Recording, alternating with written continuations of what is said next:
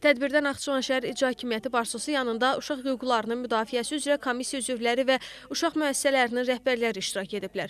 Naxçıvan şəhər İcra Hakimiyyəti başçısının müavini komissiyanın sədri Gülxanım Orucova uşaqların hüquqlarının qorunmasının, onların sağlam və təhlükəsiz mühitdə formalaşmasının dövlət siyasətinin əsas istiqamətlərindən biri olduğunu vurğulayıb. Bildirilib ki, uşaq hüquqlarının hərtərəfli inkişafının təmin olunması, onların hüquq və mənafelərinin müdafiəsinin gücləndirilməsi məqsədi ilə aidiyyatı qurumlar arasında əməkdaşlıq genişləndirilməsi, eyni zamanda maarifləndirmə fəaliyyətinin davamlı təşviqi mühüm əhəmiyyət daşıyır. Tədbir çərçivəsində uşaqların hüquqlarının müdafiəsi, təhlükəsizlik və sosial rifahı ilə bağlı fikir mübadiləsi aparılıb, iştirakçıları maraqlandıran məsələlər müzakirə olunub. Sonda mövzuya həsr olunan videoçarx nümayiş etdirilib. Həsən Məmmədov, Azər Həsənov, NTV Xəbər.